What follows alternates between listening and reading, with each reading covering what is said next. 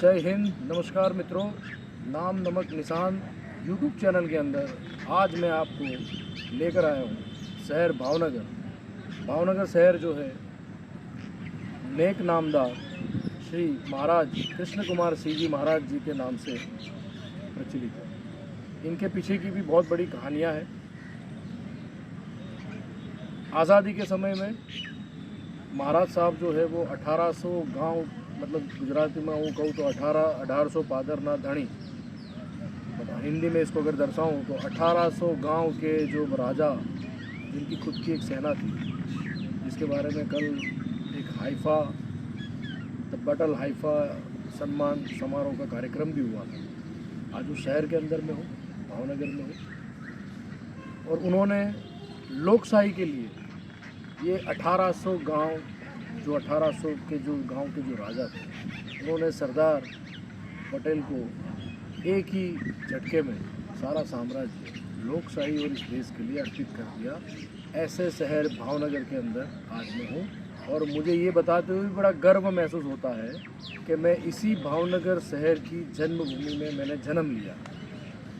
तो भावनगर के साथ में मेरा नाता जो है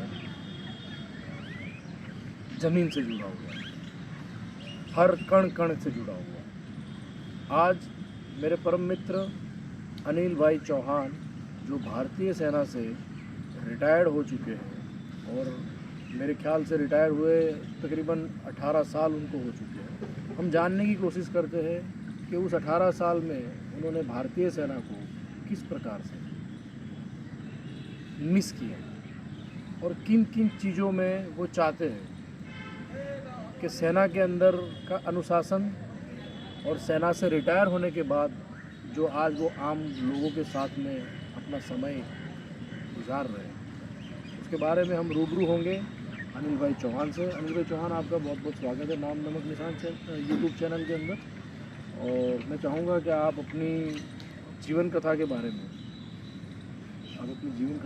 में दर्शकों को। सबसे पहले मैं विशाल भाई वाजा का हार्दिक स्वागत करता हूँ भावनगर शहर में। धन्यवाद। मैं अनिल चौहान,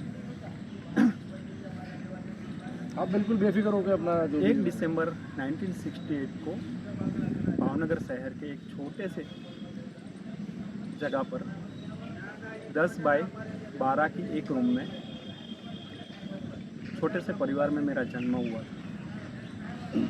आप अपने परिवार की कम्युनिटी के बारे में भी बता सकते हैं। और मेरी कास्ट जो है उसको कोली कास्ट बोलते हैं, कोली समाज, जो ओबीसी सेक्टर में आती है। सबसे मेरे पिताजी, ये वीर मादाता ग्रुप जो है, ये जी वीर मादाता ग्रुप जो अभी बना हुआ है, जस्ट बहुत अच्छा नाम है, बहुत अच्छा काम भी कर रहे भावनगर हैं। शहर में उसका नाम है। जी, मैंने काफ़ी जगहों पे पोस्टर जी सर। ठीक, सॉरी है, मैंने आपको इंटरव्यू बताया। तो सर मैं एक मध्यम वर्गीय परिवार से एक छोटे से रूम में मेरा जन्म हुआ था। मेरे पिताजी इंडस्ट्रीज ज्वेल्स, जो फॉरेन कंट्री से रिलेटेड है, जो कड़ी बनती है, उसका ज्वेल्स कंपनी है। जो यहाँ भावनगर में जो ये विक्टोरिया पार्क गार्डन के सामने एक जो टेकरी है, यस ऋषि साहब उनके शायद ऑनर है जी, है ना, Rajesh Rishi jewels, industrial jewels. बहुत ही अच्छी कंपनी है भावनगर में ये, और इनके कोई कॉम्पिटिटर नहीं है। उसमें मेरे पिताजी सर्विस करते थे। बाद में वो सुपरवाइज़र भी बने और रिटायर्ड हो गए।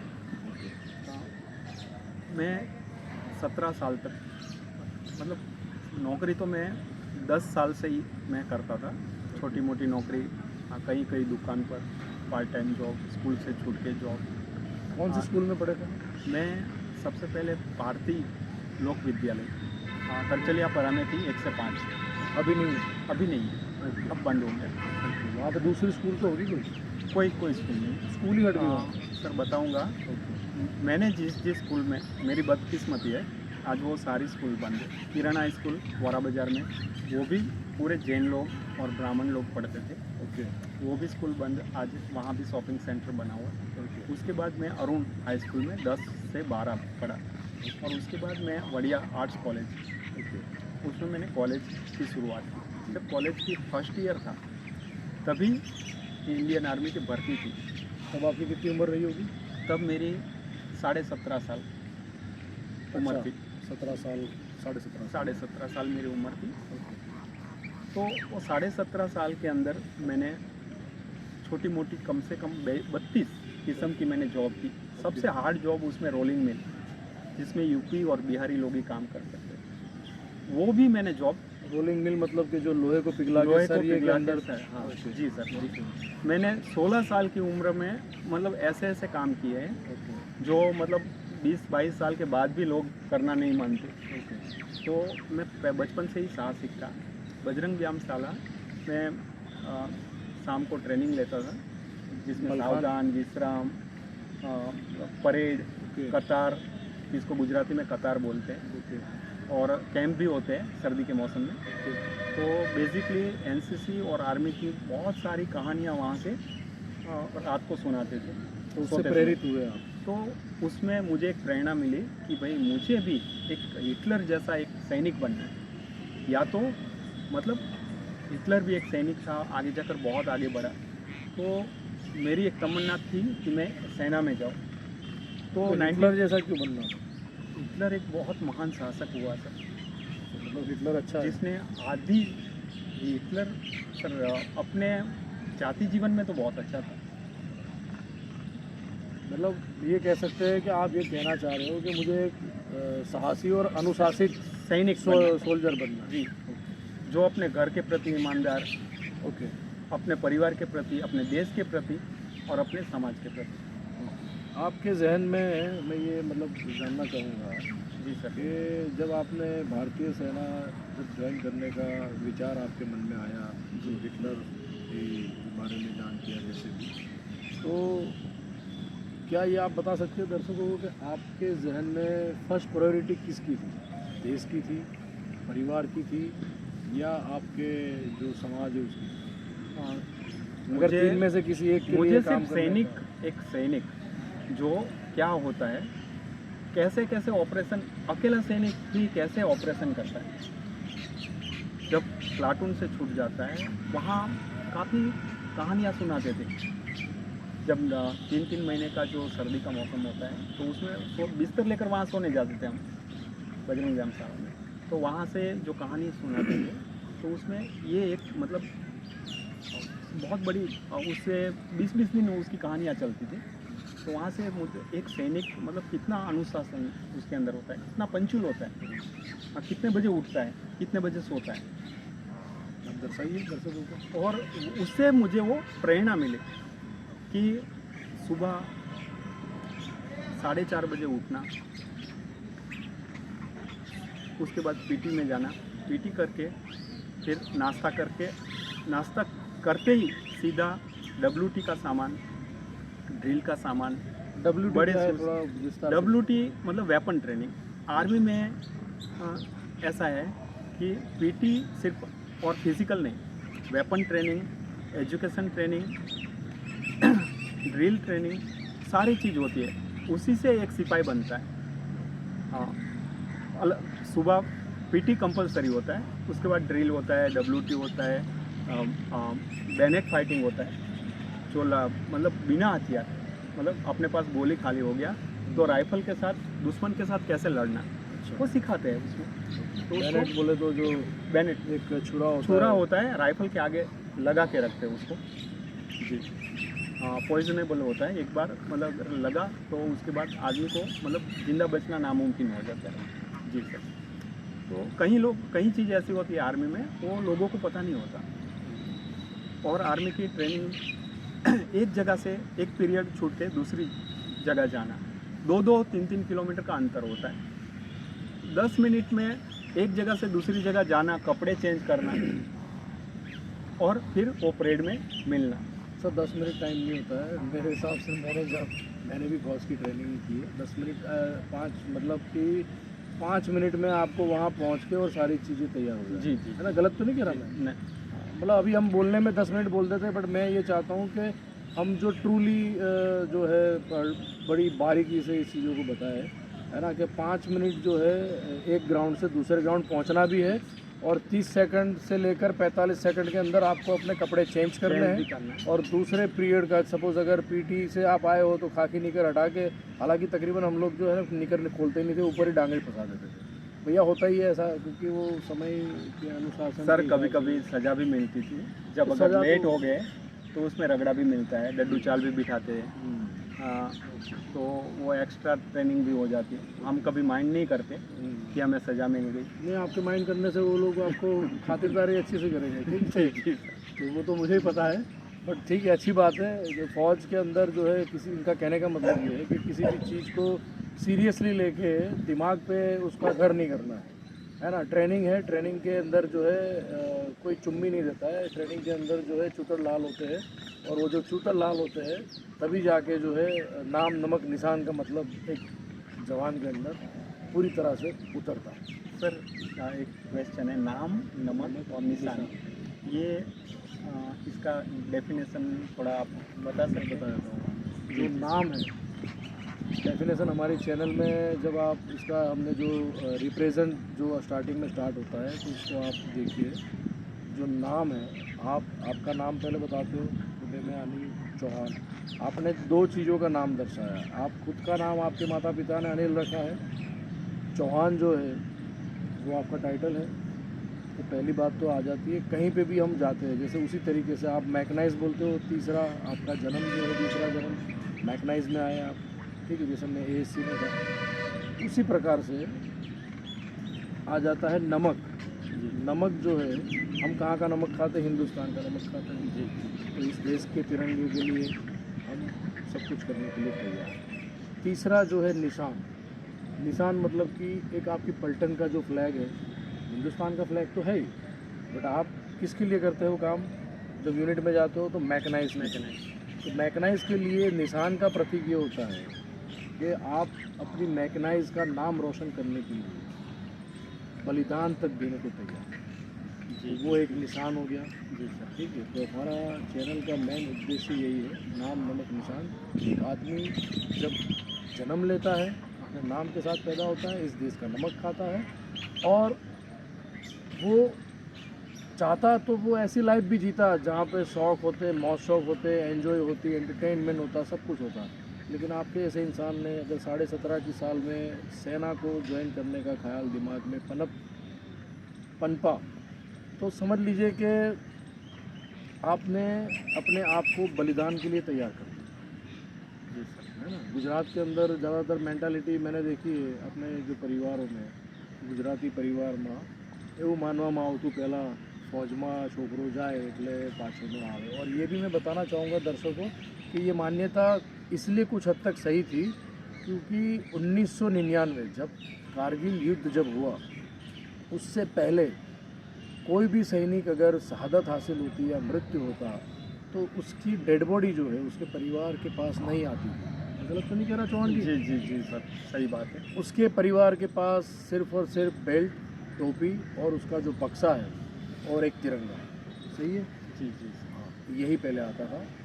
इस चीज़ को पारित करने के लिए इसका श्रेय जो है रक्षा मंत्री मुलायम सिंह यादव को जाता है, ठीक है। मुलायम सिंह यादव ने ही इस चीज़ को जो है पारित किया था कि सेना के जवानों की जो डेड बॉडी है, वो सिर्फ अभी बक्सा नहीं जाया करेगा, बल्कि बक्से बंद में उनकी बॉडी जो है उनके परिवार को राष्ट्रीय सम्मान के साथ जो है वो समर्पित की जाएगी। और आसपास की जो नज़दीक की जो यूनिट होती है, वहाँ से उनको एक गार्ड ऑनर के साथ में सम्मानित किया जाता है। तो ये हमारा नाम नमक निशान का जो मतलब आपने पूछा, मुझे अच्छा लगा। मैं चाहता हूँ कि आप लोग सभी मिलके हर सिविलियन को ये बात बताएं कि सिर्फ फौज ही नाम नमक निशान को क्यों, क्योंकि मुझे तो ट्रेनिंग में बोर्ड दिखाई देते थे जैसे आज कहीं जाओ तो लक्स साबुन की जाहिरात होती है, उसकी जाहिरात होती है। तो मेरी सेना जो है उस समय ट्रेनिंग सेंटर में, आपने भी देखे होंगे, बहुत पुराना ये तो लोगो है, स्लोगन है, नाम नमक निशान, एक गोली एक दुश्मन, है ना, ना खोलती मुंह तो ना होता ये हाल, जो सिक्योरिटी को दर्शाता है। तो ये सारी चीज़ें जो है उस ग्राउंड से हमें मिली है, इसलिए इस चैनल का नाम हमने नाम नमक निशान रखा है। आपको अच्छा लगा? जी बहुत अच्छा लगा। है ना। हाँ बताइए अभी आपके बारे में कुछ बताइए।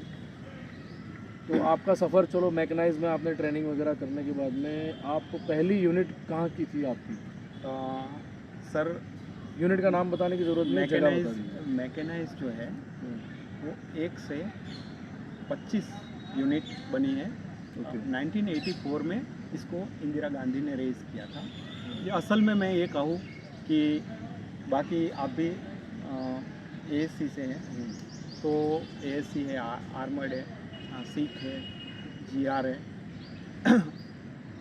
1984 जी, सारी की सारी फौज जो है अंग्रेज़ों की बनी हुई है। ब्रिटिश सेना। ये मैं गलत तो नहीं बोल रहा हूँ। मैं सही।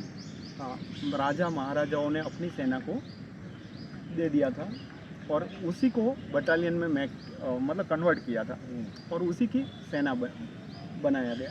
नहीं तो आप ये कहना लेकिन चाहते हो कि 1984 में अहमदनगर सेंटर में इंडिया ने एक नया फोर्स बनाया जिसमें आर्मर्ड, इन्फेंट्री और एंटी एयर, हाँ, और नेवी, सभी का कॉम्बिनेशन बनाया गया, मिक्स किया। हमारे पास BMP होता है जो पानी में तैर के श्रीलंका तक गई है। आप BMP का फुल फॉर्म भी सुनिए। बायोवाया मशीना पिकोटा, मशीना पिकोटा, वो एक टैंक होती है जो बिल्कुल फोम से कवर होता है, पानी में तैर सकता है। बाकी कोई टैंक पानी में तैरती नहीं है। ये जो BMP है वो पानी में तैरकर 400-500 किलोमीटर तक जाती है, सबमरीन की तरह। वो सिर्फ उसका एक फ्लैग ही दिखता है ऑक्सीजन के लिए, बाकी सारा पानी के अंदर होता है और फ्लोटेशन करके वो जाती है। उसकी आपकी ट्रेनिंग में मतलब नेवी की ट्रेनिंग भी दी जाती है? यस, फ्लोट होती है, तैरना। हाँ, यस। तो कैसे, मैंने सुना है कि सुना है मैंने, नेवी वालों की जो ट्रेनिंग होती है तो पहले पानी में नहीं तैराते, वो ज़मीन पे तैराते, सही बात है? सर हमारे वहाँ स्विमिंग पूल है, मैकेनाइज सेंटर में स्विमिंग पूल में तैरना सिखाते हैं। जी, सभी को कंपलसरी। मैंने ज़मीन इसलिए कहा कि मैंने एक नेवी के बंदे से बातचीत की थी, तो उसने बोला था कि पानी में तो बाद में डालते हैं, पहले ज़मीन के ऊपर लेटाते हैं और हाथ को जो है ऐसे ऐसे पटकते हैं ज़मीन के ऊपर। इसलिए मैंने कहा कि ज़मीन के ऊपर जो है तैराते हैं। ठीक है, ये एक नई चीज़ है कि सीधा पानी में जाना, आदमी सोचेगा ज़मीन पे कैसे तैरना है, तो उसके लिए पहले उसके हाथों के अंदर वो जान पैदा करनी होती है, जो उसका जो एक झपट्टा अगर पानी में लगे तो वो पानी जो है चीरता हुआ जो है वो आगे बढ़े। इसलिए मैंने ये आपको दर्शाने की कोशिश की। ठीक है, मैकेनाइज में आपको हो सकता है आर्मी के अंदर उसका रोल बहुत छोटा है, इसलिए आप लोगों को सीधा स्विमिंग पूल के पास वो कराते हैं ट्रेनिंग। ठीक है, उसके बाद सर मैकेनाइज सेंटर के अंदर 3 फेज होते हैं। मतलब 1984 में इंदिरा जी के कहने पे ये मैकेनाइज सेंटर तैयार हुआ और रशिया ने तो पूरा इसमें सपोर्ट कोई किया। आर्मी के कोई जो सजेशन तो आर्मी नहीं दी होगी ना, इंदिरा जी को सपना थोड़ी ना है कि वो बोलेंगे कि भाई ऐसा बना दो आप लोग। कहीं ना कहीं जो क्या बोलते हैं उसको, सलाहकार जो सर होंगे। 1984 में तो मैं 10th में था, ठीक है। हाँ, जब मैं भर्ती हुआ 1988 में, तो मुझे पता चला कि रशिया ने नया सॉफ्टवेयर मतलब ये चीज़ बनाया हुआ है, इनोवेशन किया है। शीप जो है हम लोग रशिया से खरीदते हैं, जी, सही, यूक्रेन से लेते थे। हाँ, पूरा रशिया ने गिफ्ट किया हुआ है। जैसे IL-76 आपने देखा होगा, पूरे वर्ल्ड में सबसे बड़ा जहाज है, तो उसके साथ डेकोटा भी प्रेजेंट दिया हुआ है रशिया ने। ऐसे ही ये जो टैंक है हमारी, वैसे देखने में टैंक ही लगेगी आपको, लेकिन एक्चुअली टैंक नहीं है। उसमें 30 mm कैनन गन है, मिसाइलें लगी हुई है, बंकरों को तोड़ सकती है, एयर को तोड़ सकती है, मलुस्का, कॉन्फ्रेंस और फ्रेगेट, 3 टाइप की मिसाइल है। वो 5 किलोमीटर रेंज तक वो किसी को भी मतलब टारगेट कर सकती है। और अंदर 10 आदमी क्रू बैठ सकते हैं। मैंने आपसे ये पूछा था कि आप जब ट्रेनिंग ख़त्म करते हैं, जी सर। तो पहली जो आपकी यूनिट थी वो कौन सी जगह पर है? नाभा में, पटियाला, पंजाब में। ओके। पंजाब में उस समय वो एरिया जो था कौन सी साल में गए थे आप? 1990 90 में। 1990 जी। तो वो जगह पीसफुल था? जी सर, पीसफुल। जी। अच्छा, फिर सेकंड यूनिट आपकी कौन सी थी? Second unit Bikaner, Bikaner, Rajasthan. राजस्थान। वो भी पीसफुल था? पीसफुल। तीसरी यूनिट? तीसरी नसीराबाद। नसीराबाद। तो आपको अजमेर। लगातार जो है 30 यूनिट की मैकेनाइज की ज़्यादातर जी, आती जी, है जी। ऐसा? हाँ, कि बाकी वॉर के टाइम पे उनका इस्तेमाल किया जाता है? मैकेनाइज एक्चुअली सर वॉर के टाइम पर ही उसका इस्तेमाल किया ये जाता मान है। सकते हैं कि ये बॉर्डर एरिया पे एक्सरसाइज एरिया पे एक्सरसाइज करती है। एक्सरसाइज हर करती है। साल 3 महीना वो बॉर्डर एरिया में जाती है और बीएसएफ के नज़दीक बॉर्डर के पास में वो हर साल 3 महीना सर्दी के मौसम में वो एक्सरसाइज करती है। और अपना रोल क्या है लड़ाई में वो तय करती है। चौथी यूनिट आपकी? चौथी यूनिट मेरी वॉलंटियर में सर मेरी शादी हो गई थी 93 में। उसके बाद 94 में एक लड़की हुआ, 98 में मेरा एक लड़का हुआ। आपकी पहली बच्ची हुई पहली लड़की हुई। 93 में आपने शादी की, 94 में आपको एक बेटी का जन्म हुआ। बेटी का नाम बताना चाहेंगे? बेटी का नाम चिनल चौहान है बेटे का नाम? और बेटे का नाम मोहित चौहान। जी। अभी क्या कर रहे हैं बेटा बेटी? बेटी आईटी सेक्टर में है और टेक्नोलॉजी। जी, और लड़का है कोयम्बटूर में, वेल सेट है। कोयम्बटूर में क्या करते हैं? साइबर क्राइम कंपनी है और उसमें वो इंफॉर्मेशन टेक्नोलॉजी का साइबर क्राइम का उसमें मतलब दोनों बच्चे आपके अभी वेल वेल सेटेड सेटेड हैं? दोनों की शादी होगी? नहीं, दोनों की शादी नहीं, शादी बाकी अभी अपना फ्यूचर बना रहे फ्यूचर बना रहे हैं। हैं। अच्छा, 5वीं यूनिट आपकी?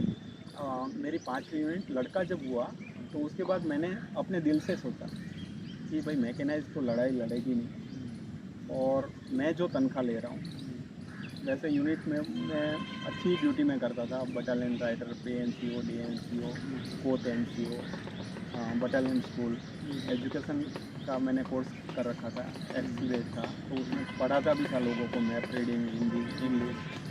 तो उसके बाद मुझे ऐसा लगा कि कहीं ना कहीं 1972 के बाद वॉर नहीं हुआ है तो RR जो रेज हुई है उसके अंदर मुझे अगर पोस्टिंग मिला तो मैं कुछ करके दिखाना चाहूँगा। तो फिर आपने मतलब खून पसीने की कमाई। RR मतलब राष्ट्रीय राइफल? राष्ट्रीय राइफल। तो उसमें ये कौन सी साल की बात है ये सर 99 में।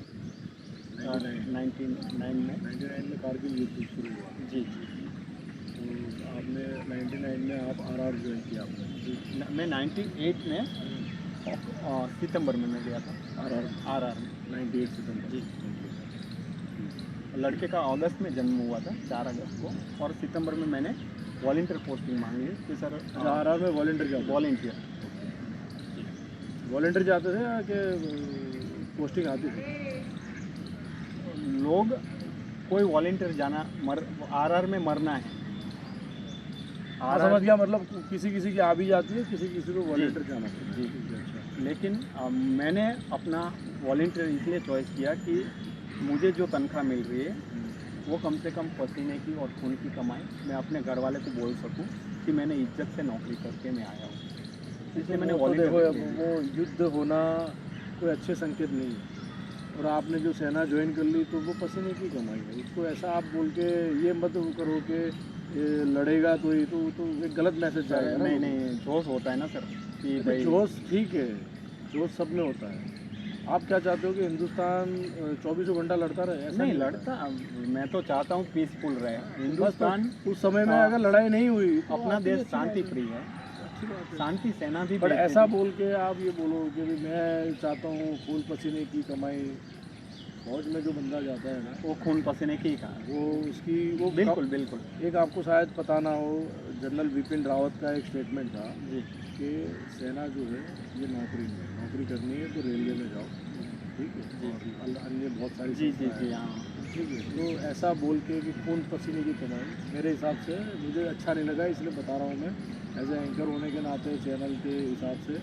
तो सर ठीक ऐसा है, है, सभी फौजी की खून पसीने की कमाई होती है, हर फौजी की देश जो सेवा भर्ती है। हो गया और जब तक रिटायर नहीं होता तब तक पसीना निकाल ही लेती है। आखिरी दिन भी बीपीटी दौड़ा के ही उसको रिटायरमेंट लेना पड़ता है। तो ठीक है ना, वो तो फिटनेस के जी, लिए वो तो जी, होना चाहिए। जी, जी। अब थोड़ी दौड़ते हो आप बीपीटी? जी अब दौड़ते हो? नहीं, अभी तो नहीं दौड़ते। तो आपको लगता है कि सारे एक्समैनों को मिलके एक दिन 6 महीने में एक बार जो है 5 किलो मिट्टी के साथ में सबने मिलके और ये कमाल जो है भावनगर शहर को दिखाना चाहिए, वो तो सबसे बड़ी खुशखबरी की बात है सर, है ना? होना चाहिए ये चीज़ तो। आ, आपके अंदर ऐसे विचार है तो ये अच्छे विचार है। मेरा खुद का ऐसा मानना है कि मैं आपने देखा होगा मैं 5 किलो पिट्ठू लेके सिग्नेचर कैंपेन वगैरह चलाया था, ठीक है। जी, जी। तो उस समय में ऐसा था कि यूनिट के अंदर जो है ज़बरदस्ती चेक करेंगे कि 5 किलो कितना भरा है रहे कि थे? नहीं। बट हम खुद उस चीज़ को लेके घूम रहे हैं, जी। तो ऐसा एक माहौल भी बनना चाहिए, बनना चाहिए सर। है ना? तो तो आप भावनगर के एक्समैनों को मैसेज देना चाहोगे कि आओ बिल्कुल। बीपीटी के लिए कुछ सोचें? आ, हथियार की जगह पे क्या लोगे? हथियार की जगह तो कुछ नहीं ले सकते। डंडा तो ले आ, लोगे? डंडा ले लेंगे तो भी डंडे चलो में फ्री हैंड भी कर सकते फ्री हैं। हैंड कर सकते हैं। एक पिट्ठू तो अभी सबके पास होगा, नहीं, मेरे पास तो है, मैंने तो रखा है, मेरा तो हेलमेट भी रखा है, आपने रखा है ठीक है। तो आपको मतलब मेरे को तो स्पेशली बटालियन ने गिफ्ट किया हुआ है, तो बहुत ठीक है। ये खुशी से गिफ्ट दिया हुआ है। मेरे को नहीं, मैं पहले से ही ऐसा था, मैं यूनिट के अंदर ना मेरे को मैं मतलब सब जानते थे कि ये जहाँ कहीं भी कोई दिक्कत है कंप्लेन करनी है, कोई बोलेगा नहीं बोलेगा, बोला विशाल वाजा को बता दिया तो वो पक्का बोल देगा। मैं चाहे कमांडेंट हो कोई भी, मैं जाके बताया था सर ये गलत हो रहा है, ये नहीं होगा, ये गलत है, ठीक है। डंडा आता था, हमें भी जो है वो होती थी, बट हमने सिस्टम में ये बताया कि सर यहाँ पे गलत हो रहा है, ये ठीक नहीं है। सर 18 मैकेनाइज से मैं हूँ। तो मेरा जो SKT जो था उसने वो मेरा काफ़ी अच्छा, मतलब हम सब प्लाटून में बैरिक में रहते थे एक साथ। तो उस बंदे ने जो है ये बोला कि भाई ये ले जाओ, मेरी तरफ से आपको तोहफा है, ठीक है। क्योंकि वो हेलमेट जो है पुराने नए आ रहे थे और पुराने वाले जा रहे थे, तो उन्होंने बोला कि ये एक यादगार ऐसी रहेगी कि आपने जब सेना छोड़ी तब सेना के अंदर बुलेट प्रूफ जैकेट और हेलमेट के अंदर बदलाव हुआ था। उसको भी दर्शाता है। मैंने उस चीज़ को इतना गंभीर लिया कि उस हेलमेट के ऊपर मैं एक एक कार्य जो करूँगा वो कार्य को मैं उसके ऊपर हस्ताक्षरित करूँगा, मतलब उसके फोटोग्राफ्स या उसके पेंटिंग्स कुछ भी रखूँगा। जैसे मैंने 1 करोड़ वाला मिशन किया तो पूरे गुजरात की जनता ने उसमें साथ दिया, पूरे गुजरात के बाहर के और कॉलेज के फॉरेनर स्टूडेंटों ने भी उसमें साइन किया हुआ है, तो देश के बाहर के लोगों ने भी साथ दिया है। तो मैं उसको भी उसमें दर्शाऊंगा उस हेलमेट के ऊपर, ठीक है। और जो है वो हेलमेट एक ऐतिहासिक हेलमेट बने, ऐसी मेरी आशा है। विशाल भाई ये तो बहुत अच्छी बात है और आपका जो मिशन है वो सक्सेस रहा। आपका नहीं, आपको- हमारे सबका था। आपको बधाई हो उसके बारे में। स्पेशल शुरुआत आपने की थी, ठीक है, शुरुआत जो की थी उस चीज़ के लिए मैं भावनगर की आपने- भूमि को धन्यवाद देता हूँ। आपने पुलिस के अरेस्ट वारंट की, मतलब मेरे अरेस्ट हुआ था। मुझे दुख हुआ था उस दिन आपको अरेस्ट किया गया था। नहीं, अरेस्ट तो गांधी जी भी हुए थे, पंडित भी हुए थे, भगत सिंह भी हुए थे, लेकिन तो क्रांति में तो आज आज लगा जिस रहेगा भाई ये। को जो शहीद हो रहे हैं उसको जो 1 करोड़ रुपया उसके परिवार को मिल रहा है। 1 करोड़ कुछ नहीं होता सर, आज के ज़माने में 1 करोड़ कुछ नहीं होता, ये सही है। लेकिन 1 करोड़ जो आज मिल रहे हैं उससे उसका परिवार, मैं आपको मतलब एक सैनिकों के लिए एक आप गॉड बन के आए हैं, नहीं, मैं ऐसा बोलूँगा। गॉड क्योंकि वॉड इतना भी वो नहीं है। फौजी आदमी की बीवी, क्या आप अभी भी चाहते हैं कि किसी के घर पर बर्तन मांजे, किसी की के घर के कपड़े धोने जाए? आज अभी पेंशन अच्छी हो गई है, अभी ऐसी नौबत नहीं आती, वरना पुराने ज़माने में मतलब मेरे से आगे जो मतलब रिटायर्ड आपको ये हुए, भी बता दूं कि ठीक है, 1 उन करोड़ लोगों तो की मिल ही हालत रहा है। बहुत ख़राब थी। 1 करोड़ तो मिल ही रहा है दोस्तों। 1 करोड़ के साथ में जो पहले पेंशन शहीद के माता को 500 रुपये थी, शहीद के पिता को 500 रुपये थी, शहीद की पत्नी को 500 थी, और शहीद के अगर 2 बेटे हैं या एक बेटा बेटी जो भी है तो 500 उनको थी। मतलब अगर एक घर के अंदर 5 सदस्य है तो तो 2500 रुपया जो है गुजरात राज्य सरकार की तरफ से पेंशन मिलती थी, जिसको बताते हुए बड़ी खुशी हो रही है कि वो 500 की जगह अब 5000 में तब्दील हो गई है। मतलब 2500 की जगह पर 25,000 रुपया मिलने लगा है। ठीक है, तो ये भी एक अच्छा साइन है सरकार की तरफ से और बहुत अच्छी बात है।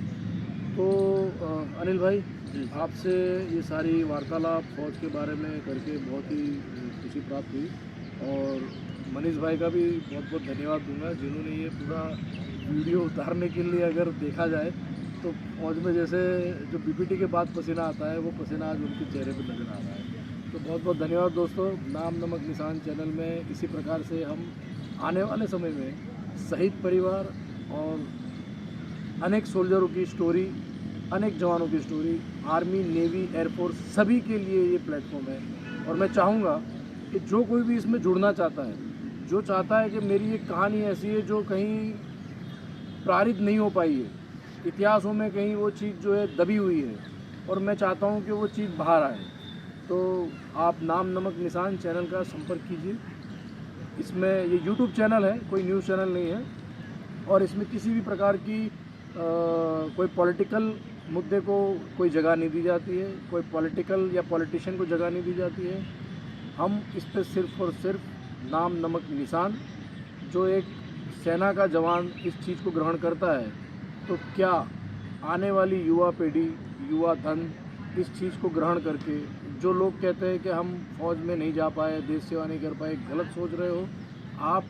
आपके आसपास में अगर अच्छा काम करते हो, वो भी एक देश सेवा को ही अर्पित होता है।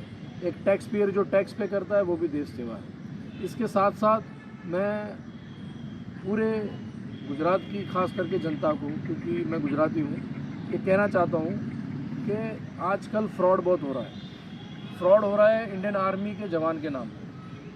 હું આ વસ્તુ ગુજરાતીમાં કહીશ કે દરેક ગુજરાતી નાગરિકને મારે એક સલાહ છે કે ગુજરાતની અંદર ઇન્ડિયન આર્મીના નામે જે લોકો ફ્રોડ કરે છે, તમને ટેલિફોનિક, ઇન્ટરનેટ, સોશિયલ મીડિયાના માધ્યમથી, OLXના માધ્યમથી, તો તમે બધા આ બધી વસ્તુઓથી સતર્ક રહો। કોઈએ પણ ક્યારેય પણ પોતાનો મોબાઈલની અંદર કોઈ OTP માગે તો તમારે એને આપવાનો નથી। ક્યારેય કોઈ બેંક કર્મચારી ટેલિફોન ઉપર OTP માંગતો નથી। એટલા માટે આ OTP તમારા માટે એટલો ઘાતક સાબિત થશે કે જેની કોઈ સીમા નથી। અમારા કેટલાય સૈનિક પરિવારના અંદર મેં જોયું છે કે જેમના 15-15 લાખ રૂપિયા એક OTPના કારણે આખી પેન્શનની કમાઈ એક ઝટકામાં જતી રહી। તો સાથે સાથે આ પબ્લિકને, ગુજરાતની જનતાને હું બે હાથ જોડીને વિનંતી કરીશ કે આ ટાઈપનું ભારતીય સેનાના નામે કોઈ કાવતરું કરતું હોય અને તમે એને ના ઓળખતા હોય તો મારો નંબર છે 5x9, એટલે કે 5 નવડા 99999 20217 2021 સંપર્ક કરો। અમે એની જાંચ પડતાલ કરી અને આપને એક સાચો માર્ગદર્શન સાથે કહીશું કે હા, એ ખરેખર ફૌજી છે કે નથી। એટલે આવા ફ્રોડથી તમે બધા બચો, એવી અમારી નામ નમક નિશાનની ચેનલની બી પહેલ છે કે ફ્રોડ બહુ થઈ રહ્યા છે ઓનલાઈન। જેમ ટેકનોલોજી વધે છે તે રીતે ફ્રોડ થઈ રહ્યા છે। तो बहुत बहुत धन्यवाद। जय हिंद। बहुत बहुत धन्यवाद अनिल भाई, मज़ा आया आपसे बातचीत करके।